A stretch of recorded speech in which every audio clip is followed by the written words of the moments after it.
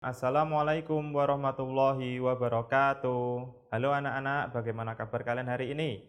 Pastinya kalian tetap dalam keadaan sehat dan tetap semangat ya. Oke. Nah, pada kesempatan pagi hari ini kita akan belajar tema 3 anak-anak, subtema 1 dengan judul temanya adalah makanan sehat. Yang mana pada pertemuan hari ini kita akan belajar mengenai muatan materi IPA dengan judul sistem pencernaan pada manusia. Nah, oke, simak terus penjelasannya anak-anak. Oke, baik. Sistem pencernaan itu apa ya kira-kira ya? Oke, simak terus penjelasan dari Pak Guru. Nah, kalian lihat ada gambar seorang anak kecil makan. Kira-kira pernah nggak kalian terbayangkan setelah kalian makan makanan kalian itu akan jadi apa makanan yang kalian makan tadi? Nah, oke. Oke anak-anak. Nah, apa yang terjadi pada makanan yang kita makan kira-kira? Oke, selanjutnya. Nah, ini adalah gambar dari sistem pencernaan pada tubuh kita anak-anak. Ya, sangat banyak sekali ya organ-organnya. Nah, sistem pencernaan itu anak-anak adalah proses mencerna makanan yang kita makan. Bentuknya masih kasar ketika kita makan, ya kan? Misalnya kita makan nasi, masih berupa bulir-bulir yang masih besar-besar itu, ya kan? Nah, bentuk yang masih kasar itu selama di organ pencernaan akan menjadi bentuk yang lebih halus dan sederhana lagi anak-anak. Dan semuanya itu akan terserap sari-sari makanannya oleh tubuh kita. Nah, itulah yang dinamakan dengan sistem pencernaan pada tubuh kita anak-anak. Oke. Sistem pencernaan itu terdiri dari organ apa saja? Baik, yang pertama, organ-organ penyusun sistem pencernaan kita. Yang pertama adalah rongga mulut. Nah, yang kedua kerongkongan, yang ketiga lambung, yang keempat usus halus, yang kelima usus besar, dan yang keenam adalah anus anak-anak. Nah, itu gambarnya anak-anak. Oke, selanjutnya. Nah, ini adalah gambar dari rongga mulut kita anak-anak. Oke, nah coba perhatikan bagaimana makanan itu dicerna di dalam rongga mulut kita. Nah, oke, perhatikan.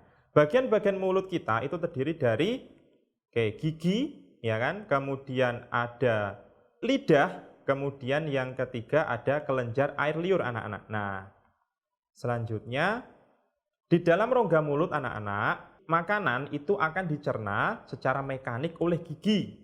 Nah, lidah dan kelenjar air liur dengan cara dikunyah dan dihaluskan agar menjadi potongan-potongan makanan yang lebih halus. Nah, oke. Nah, selain dikunyah oleh gigi, pencernaan makanan di dalam rongga mulut juga dibantu oleh suatu enzim anak-anak yang dinamakan dengan enzim amilase atau petialin yang dihasilkan oleh kelenjar air liur. Nah, itu penjelasannya. Enzim petialin atau amilase itu berfungsi untuk mengubah zat tepung atau karbohidrat itu menjadi glukosa anak-anak. Nah, atau zat gula. Nah, oke. Selanjutnya, nah, oke, mari kita lanjutkan pelajaran kita. Nah, menuju kemana makanan setelah kita kunyah di dalam rongga mulut? Oke, kemana ya kira-kira? Iya, betul sekali anak-anak. Setelah dari rongga mulut, makanan akan masuk ke dalam kerongkongan atau esofagus. Di dalam kerongkongan, makanan akan didorong menuju ke lambung oleh kerongkongan melalui gerakan peristaltik, yaitu apa anak-anak? Suatu gerakan meremas-remas dan mendorong makanan di dalam kerongkongan. Oke. Organ selanjutnya adalah lambung anak-anak. Oke, itu adalah gambar lambung, perhatikan. Nah, ini yang Pak Mawan beri tanda panah. Ya, ini seperti kantung ya bentuknya, kantung. Oke. Nah, di lambung makanan dicerna secara mekanik dan kimiawi.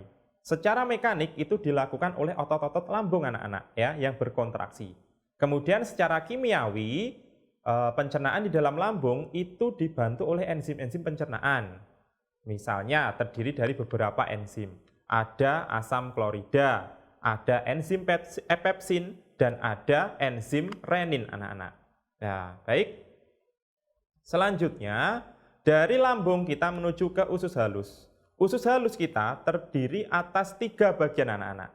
Yang pertama ada usus 12 jari atau duodenum. Yang kedua ada usus kosong atau jejunum. Yang ketiga adalah usus penyerapan anak-anak atau ileum. Nah, baik. Yang pertama usus 12 jari atau duodenum anak-anak. Nah, di dalam usus 12 jari terjadi pencernaan makanan dengan bantuan getah pankreas. Yang mana getah pankreas ini menghasilkan 3 enzim yang dibutuhkan untuk membantu pencernaan. Yang pertama ada enzim amilase, enzim tripsin, dan enzim lipase. Nah, kemudian di usus kosong atau jejunum, nah di dalam usus kosong kembali terjadi pencernaan makanan secara kimiawi anak-anak, dibantu oleh enzim-enzim. Yang pertama ada enzim maltase, yang kedua enzim sukrase, yang ketiga adalah enzim laktase anak-anak. Oke. Nah, kemudian dari usus kosong menuju ke usus penyerapan atau ileum. Nah, di dalam usus penyerapan atau ileum itu terdapat villi yang berfungsi untuk menyerap sari-sari makanan. Nah, di tempat inilah makanan-makanan yang kita makan tadi, sari-sari makanannya akan diserap oleh tubuh kita anak-anak. Untuk apa? Untuk pertumbuhan dan perkembangan tubuh kita. Nah, villi itu mengandung banyak pembuluh darah. Gunanya untuk apa? Gunanya untuk mengedarkan sari-sari makanan yang telah diserap ke seluruh tubuh oleh darah. Oke. Kemudian dari usus halus, makanan yang kita makan tadi akan menuju ke usus besar atau kolon anak-anak. Ya, itu gambarnya anak-anak yang mengelilingi usus halus ya. Nah, itu. Di dalam usus besar, sisa-sisa ampas makanan itu akan diserap kandungan air dan garam-garam mineralnya.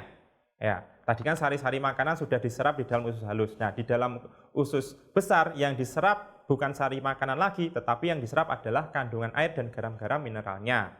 Nah, kemudian ampas makanan tadi, ya kan, tinggal sisa-sisa kan. Nah, itu akan membusuk. Ya, itu akan membusuk di dalam usus besar, ya. Pembusukan makanan itu dibantu oleh bakteri anak-anak. Jadi di dalam tubuh kita itu ada bakterinya. Nah, namanya adalah bakteri Escherichia coli atau sering kita dengar dengan istilah E. coli, ya.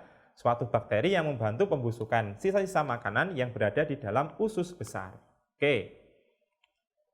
Nah, selanjutnya anak-anak, ampas atau sisa makanan yang membusuk tadi sebelum dibuang, nah akan masuk ke dalam rektum anak-anak ya, akan menuju ke dalam rektum sebelum dibuang oleh anus. Ya, oke. Nah, organ yang keenam adalah anus anak-anak, terletak di paling bawah ya, paling terakhir dari organ penyusun sistem pencernaan kita. Nah, anus itu merupakan saluran pembuangan akhir, tempat keluarnya feses atau tinja, yaitu ampas makanan sisa proses pencernaan anak-anak. Baik anak-anak, nah materi kita sudah selesai sampai sini ya. Pak Mawan berpesan kepada kalian agar kalian tetap semangat belajar ya. Materi-materi yang sudah Pak Mawan sampaikan kalian pelajari kembali, dibuka kembali, soal-soal latihannya dikerjakan untuk latihan kalian. Baik anak-anak, terima kasih. Tentunya kalian harus tetap semangat belajar ya. Terima kasih. Wassalamualaikum warahmatullahi wabarakatuh.